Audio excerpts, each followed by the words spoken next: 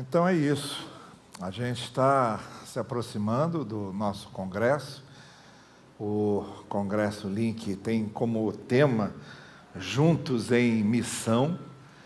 E de agora até o Congresso Link, eu combinei com o pastor André que nós faríamos algumas reflexões preparatórias a respeito desse tema e a respeito do Congresso. De maneira que eu quero hoje falar com vocês alguma coisa sobre esse tema, Juntos em Missão, mas já deixar bem claro que a minha ênfase hoje será na palavra juntos, que no meu entender é mais importante que a palavra missão, porque a missão é para ser cumprida pela coletividade, pela comunidade. Não existe missão sem que a comunidade esteja resolvida. A comunidade é mais importante que a missão, porque a missão só é cumprida, exercida, só frutifica a partir dos esforços conjuntos e dos esforços comunitários. E para isso eu queria fazer menção a um texto que eu não vou ler com vocês, por dois motivos, porque ele é um texto longo, é um capítulo inteiro do livro de Neemias, tem 32 versículos, então eu não vou ler o texto todo, porque senão a gente fica aqui um tempo só lendo o texto, mas eu também não vou ler o texto por outro motivo, porque ele seria tremendamente monótono.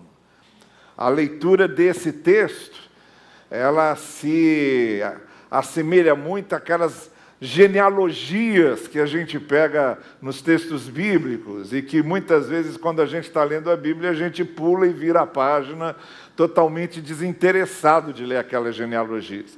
Se eu fosse ler esse capítulo 3 de Neemias com vocês, era mais ou menos isso aqui, olha.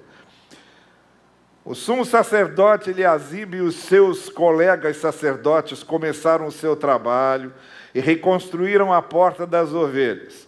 Eles a consagraram e colocaram as portas no lugar. Os homens que construíram o trecho foram Zacur, filho de Inri, que construiu logo adiante. A porta do peixe foi construída pelos filhos de Racenar. Eles puseram batentes. Meremote, filho de Urias, neto de Acós, fez os reparos do trecho seguinte. Ao seu lado, Mesulão, filho de Berequias, neto de Mesesabel, fez os reparos. Ao seu lado, Zadok, filho de Baaná, também fez os reparos. Ao seu lado, vieram os homens de Tecoa, e assim vai.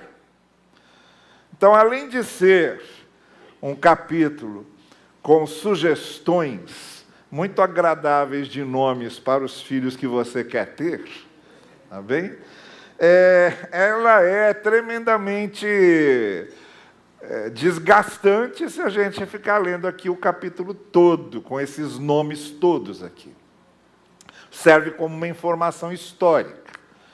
E foi para isso que, nesse livro de Neemias, esses nomes foram estabelecidos e registrados aqui, para registro histórico daqueles que atuaram na reconstrução dos muros de Jerusalém.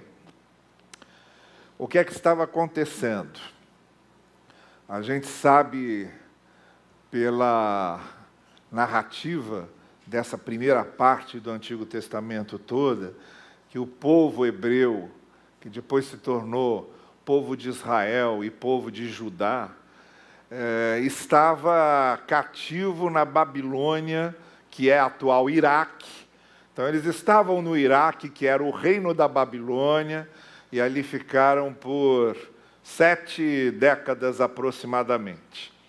E depois de passados esses 70 anos, a Babilônia foi derrubada pela Pérsia, que hoje é o Irã. Então, o Irã derrubou o Iraque e tomou o poder, e começou a dominar todo o mundo civilizado da época. E o rei da Pérsia achou por bem liberar os judeus, assim chamados porque eram os remanescentes da tribo de Judá, liberá-los para voltar para a sua terra.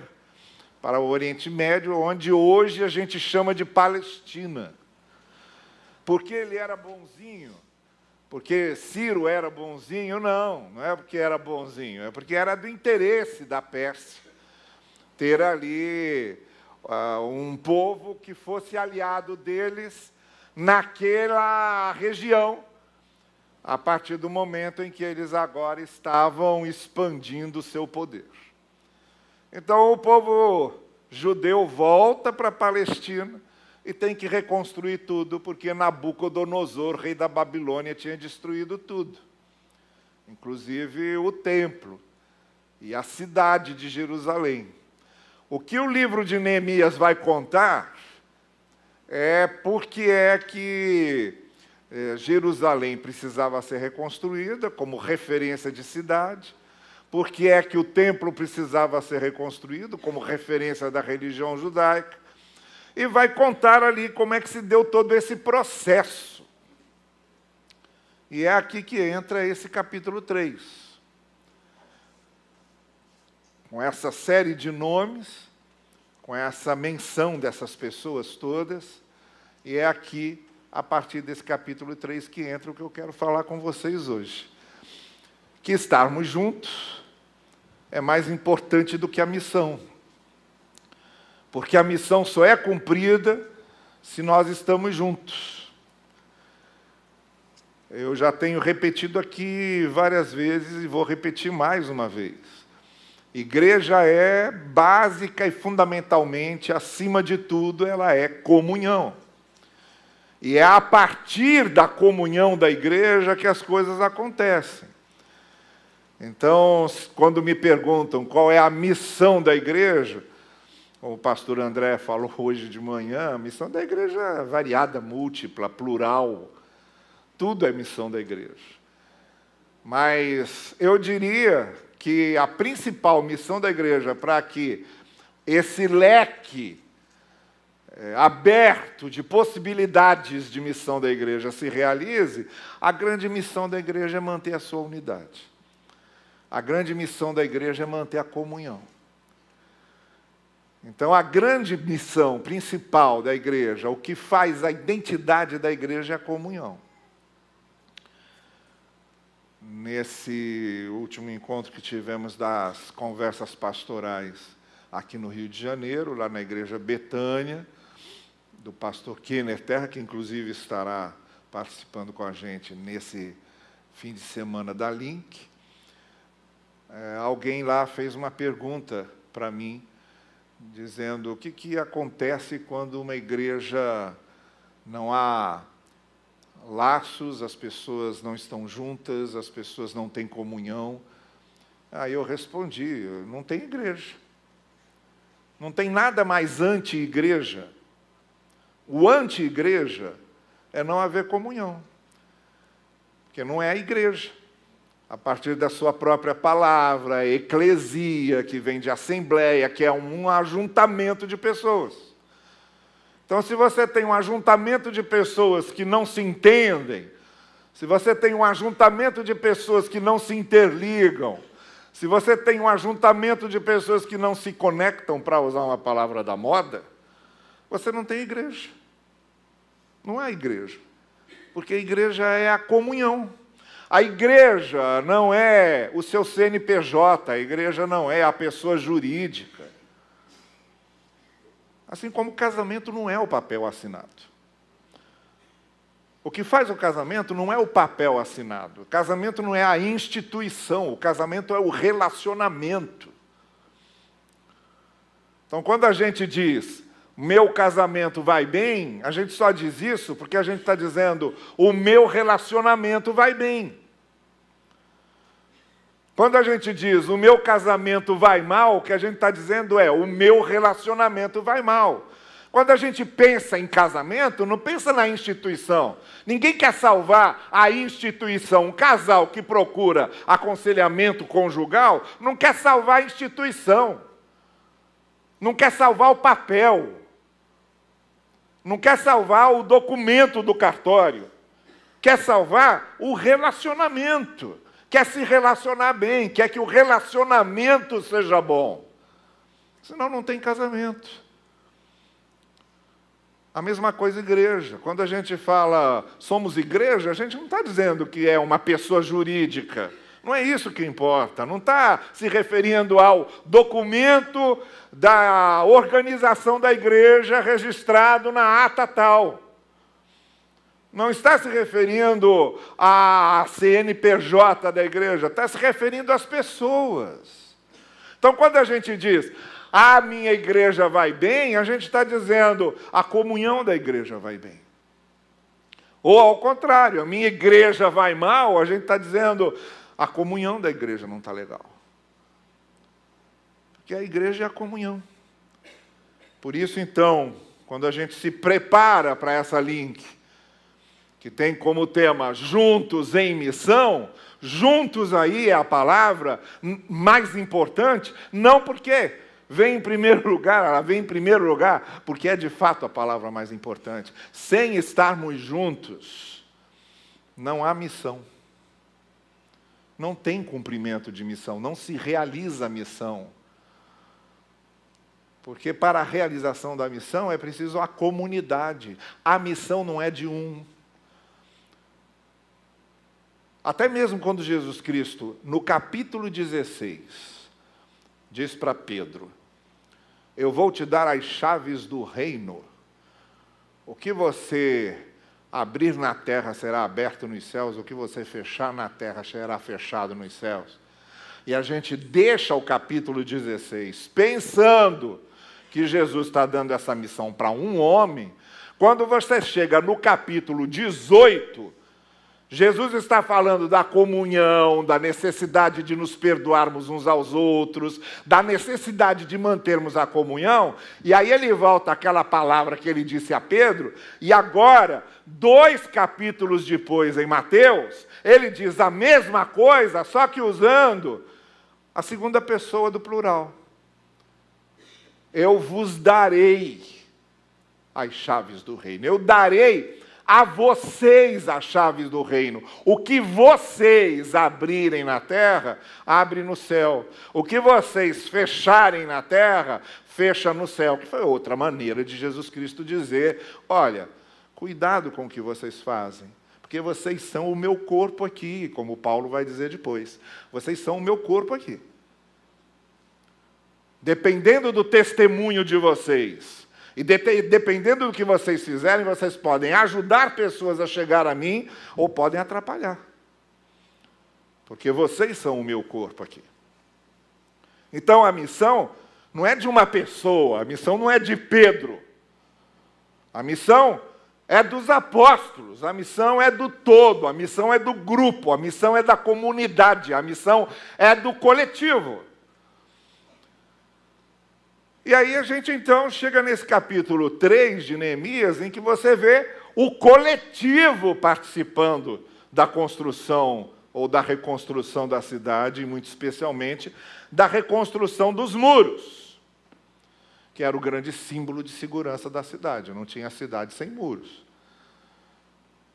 Você ou tinha uma cidade com os muros fortes, bem construídos, bem erguidos, bem altos, bem guardados, ou você não tinha cidade, porque qualquer um podia invadir sem os muros. Então, erguer os muros era dar identidade à cidade.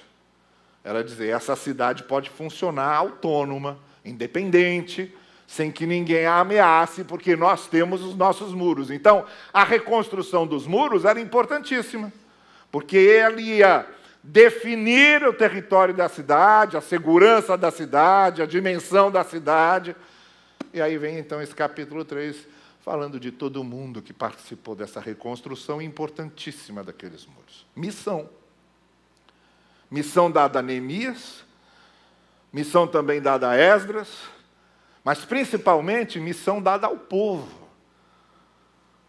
E a primeira coisa que Neemias vai fazer e que Esdras vai fazer, logo que chegam, é mobilizar o povo.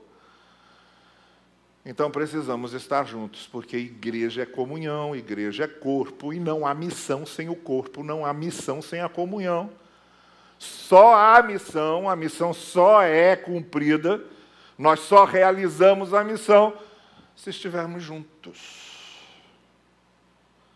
E aí eu gostaria de aprofundar um pouco mais uma reflexão muito breve que eu fiz num desses encontros de oração nas segundas-feiras, que foram promovidos para a gente orar pela Link.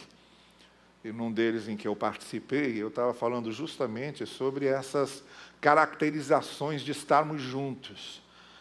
Por que é importante que estejamos juntos no cumprimento da missão? Por que juntos é mais importante do que tudo? Por que juntos a gente puxa as redes, como no capítulo 5 de Lucas, que não adiantou nada as redes estarem cheias, se não puxassem juntos. Eles não tinham conseguido absolutamente nada durante a noite, aí chegou Jesus e disse a eles: lancem as redes de novo.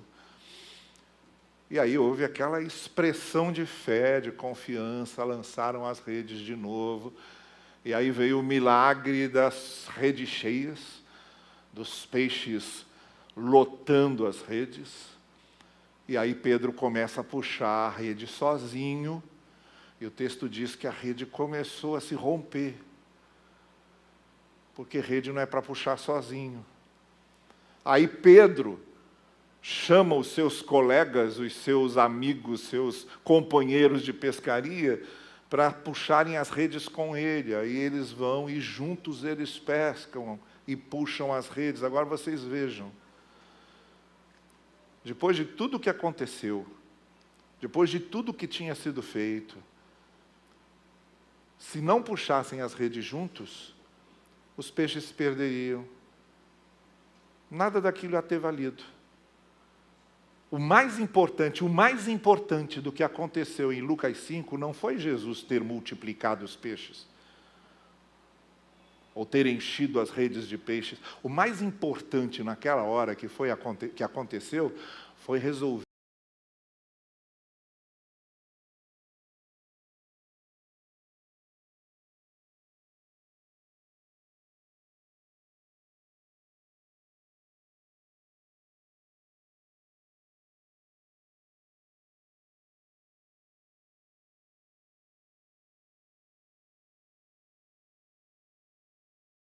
três motivos, como eu disse lá muito brevemente, aqui agora eu quero expandir um pouco mais. Primeiro, porque estar junto é soma.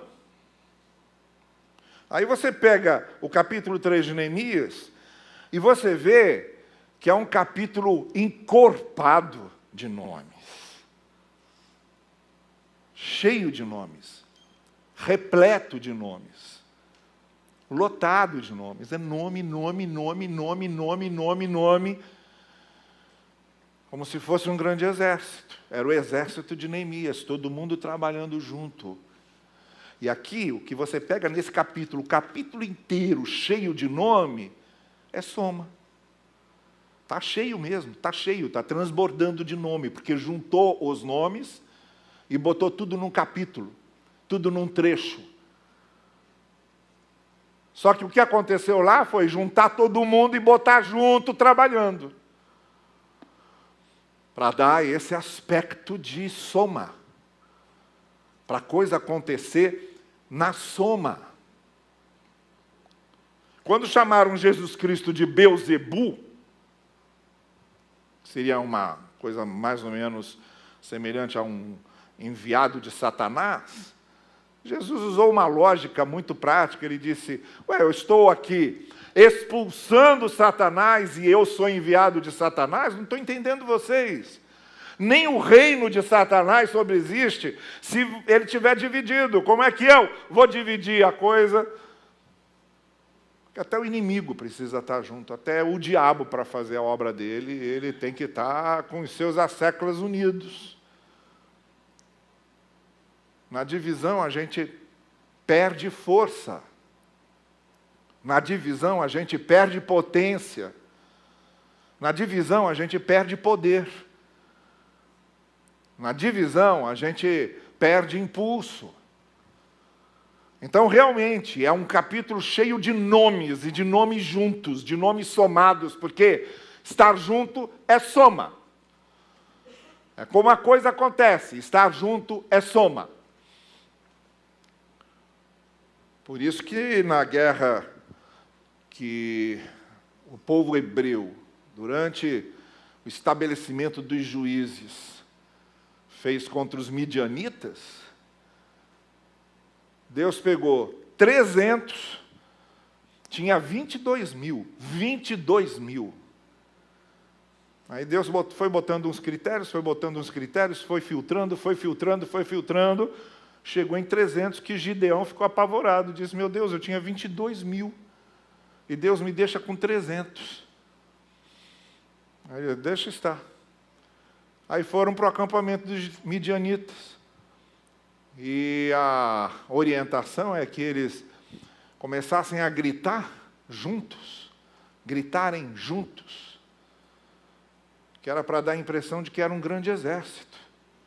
E foi exatamente o que Gideão fez com os seus homens, começaram a gritar juntos. E aí os midianitas ficaram apavorados, vem um grande exército aí. E fugiram. Fugiram de 300 homens, que eles desbaratariam com a maior facilidade, mas porque eles gritaram juntos. Se gritassem separados, todo mundo via que era uma meia dúzia de gato pingado. Mas gritaram juntos. E quando eles gritaram juntos, eles pareceram muitos. Pareceram um grande exército. Porque estar junto é soma. Estar junto é soma. Então, o primeiro benefício de juntos cumprirmos a missão é porque estar junto é soma. O segundo benefício de estar junto para cumprir a missão é porque estar junto é interação. Estar junto é troca. E aí, quando você vai vendo aqui o texto, ele vai dizendo assim, ao lado de Meremote estava Mesulão. Aí mais adiante bota, ao lado de Ur estava Esabneias. Nome bom. E depois vai adiante, ao lado de Malquias estava Recabe. E vai mostrando quem estava ao lado de quem, interagindo. Estar junto significa que eu supro o outro e o outro me supre. Estar junto significa que eu completo o outro e o outro me completa. Estar junto significa o seguinte, eu tenho alguns dons, mas não tenho todos. Você também tem alguns dons, mas não tem todos. E aí, quando a gente trabalha junto, os dons que eu não tenho, você completa. Os dons que você não tem, eu completo. E a gente interage, a gente se completa e a gente se supre. Porque estar junto é isso, é essa interação de autossuprimento e do suprimento do outro. Como também estar junto significa eu fortalecer o outro quando o outro precisa de fortalecimento e o outro me fortalecer quando eu preciso. Que é o que Eclesiastes diz, melhor é serem dois do que um. Porque se um cair, o outro levanta. E aí ele termina dizendo, e o cordão de 3 dobras não se parte facilmente, é claro. Se eu estou me sentindo cheio de fardos, pesado, e estou começando a ficar abalado, e estou começando a ficar enfraquecido, vem você, que está num momento bom da sua vida, e me ajuda, e me anima, e me fortalece, e me renova. Aí depois troca. É você que está abatido, é você que está abalado, é você que, por algum motivo, está enfraquecido. Aí sou eu que estou no momento bom. Aí eu vou chegar e vou te fortalecer, e vou te animar, e vou suprir você do fortalecimento que você precisa. Essa aqui é a beleza de estar junto. Essa aqui é a beleza de trabalhar junto, porque além de ser soma, é interação. Além de ser soma, um completa o outro. Além de ser soma, um supre o outro. E é por isso que o apóstolo Paulo diz que a igreja é um grande corpo, que tem uma unidade básica, como o corpo tem uma unidade básica. O corpo só funciona porque está tudo interligado. Se não é aquela história daqueles dois bêbados andando no trilho do trem, um para fora e um para dentro. E aí o trem apitando, apitando, apitando, e o que estava fora dizendo, sai daí que o trem vai vindo. E o outro, não, sai daí, o trem está chegando. E o outro, não. Aí veio o trem. Esparramou parte do corpo dele para tudo que é lado. Aí o bêbado que estava do lado de fora do trilho, olhou aquele monte de pedaço de corpo esparramado, viu um braço aqui, viu uma perna ali. Aí chegou perto da cabeça e disse para ele, ô meu amigo, te ajunta e vamos embora que a gente já está atrasado. Só que não vai juntar, está tudo destroçado.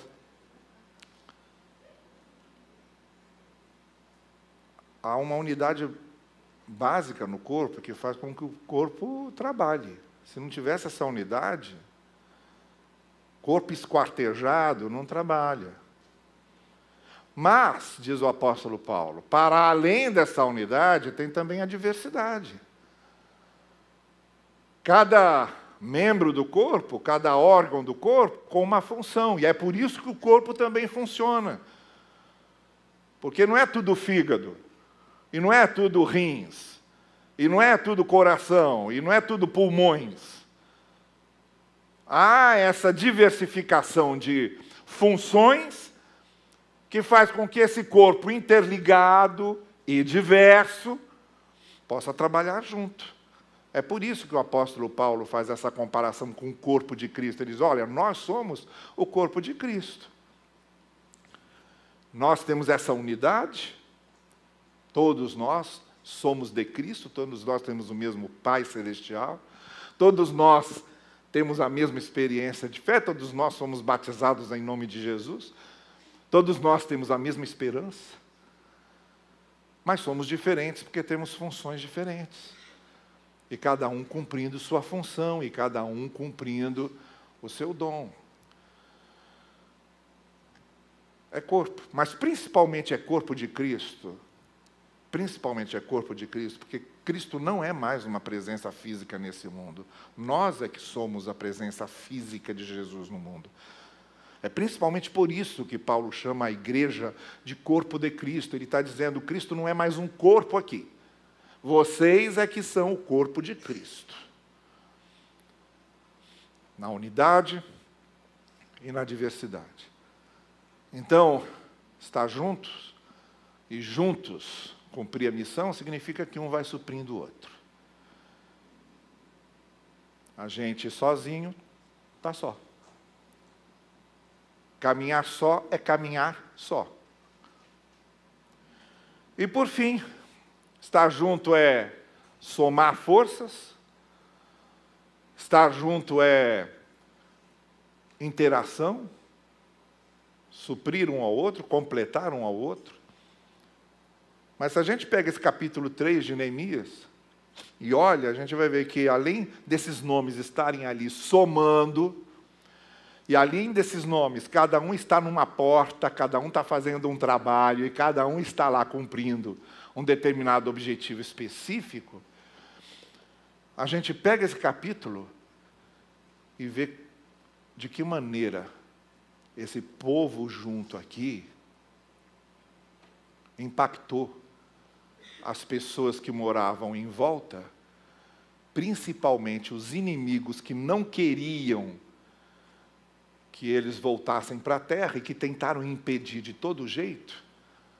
Foi essa unidade aqui, foi estarem juntos aqui, que começou a inibir o inimigo, que desarmou o inimigo. Era o testemunho da unidade. Era o testemunho de que estamos aqui servindo a um Deus, e estamos unidos, porque esse Deus é o Deus de unidade. Esse Deus nos fez trabalhar juntos. Esse Deus nos colocou juntos. Aí fica fácil entender, quando a gente chega no Novo Testamento, por que Jesus Cristo, na oração sacerdotal de João 17, disse: Pai, faze com que eles sejam um, porque eles sendo um, o mundo saberá que tu me enviaste. Assim como eu e tu somos um, que eles sejam um em nós. Por isso que eu fico dizendo que a principal missão da igreja é a comunhão.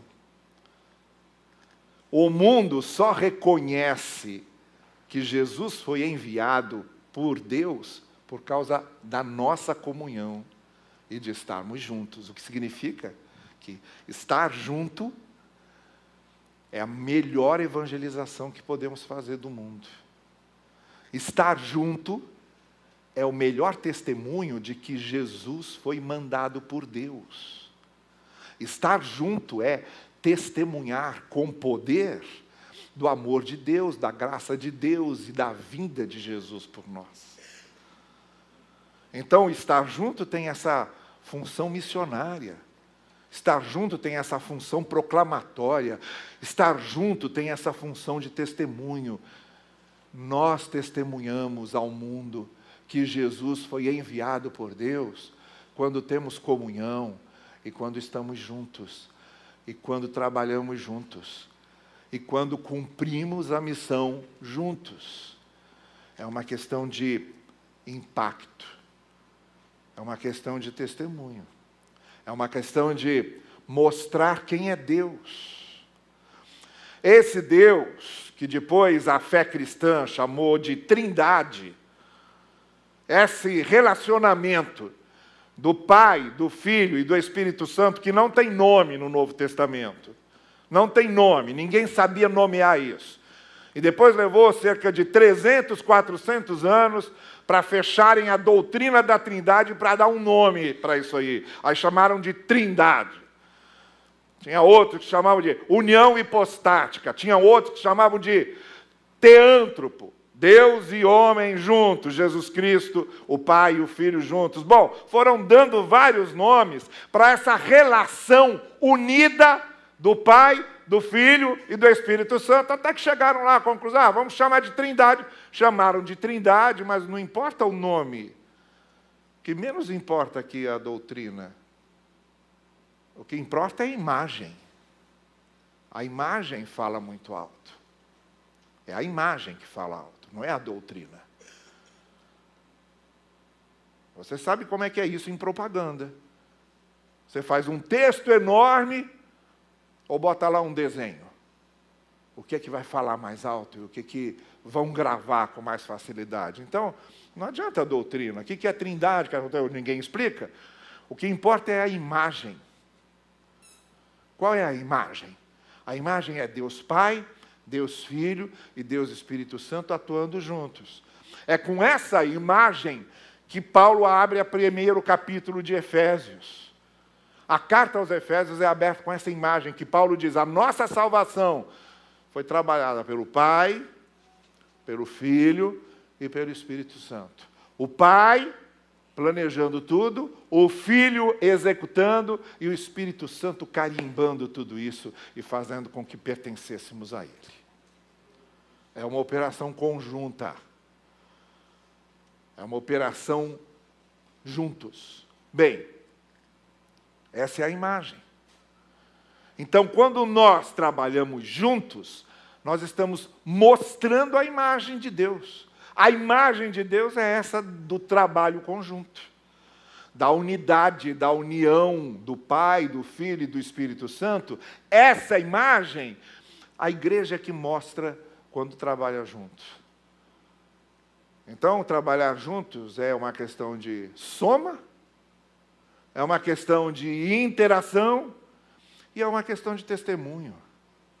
É uma questão de mostrarmos quem é Deus e como é que Deus trabalha. Por isso, esse capítulo 3 de Neemias é um trecho longo e cheio de nomes. Porque os muros não seriam reconstruídos se não trabalhassem juntos. Porque Deus não trabalha sozinho, Ele trabalha conosco. E, principalmente, Deus trabalha através de nós como comunidade, como coletivo. Deus, principalmente, trabalha através de nós como comunidade, como corpo, como povo, como família de Deus. É nesse sentido que a gente está caminhando para a nossa Link, que tem como tema Juntos em Missão. É nesse sentido que estamos juntos e o resto acontece. E a missão vem em seguida. Mas primeiro, vamos arranjar o estar juntos. Vamos dar valor ao estar juntos. Vamos dar prioridade a essa comunhão, a essa interação, a essa soma. A sermos uns aos outros, a sermos corpo de Cristo. E aí a missão acontece. E aí a gente vai cumprir a missão que o Senhor Deus deu à igreja, que deve operar juntos, como igreja de Cristo. Que Deus nos ajude, que na nossa conferência Link, essa consciência de estarmos juntos em missão, tudo que tem acontecido até agora e que vai acontecer muito especialmente nesse último final de semana de setembro, na sexta, no sábado e no domingo, que isso, principalmente isso que vai acontecer lá, nos conscientize dessa principal missão que temos para que todo o resto da missão aconteça, que nós estejamos juntos e sejamos cada vez mais corpo de Cristo. E que o Senhor assim nos abençoe. Amém. Vamos ficar em pé e vamos cantar enquanto o grupo de louvor nos conduz agora neste último canto para a gente caminhar para o encerramento do nosso culto. Vamos refletir sobre todas essas coisas e usar esse momento para renovar diante de Deus a nossa disposição de servirmos juntos ao Senhor.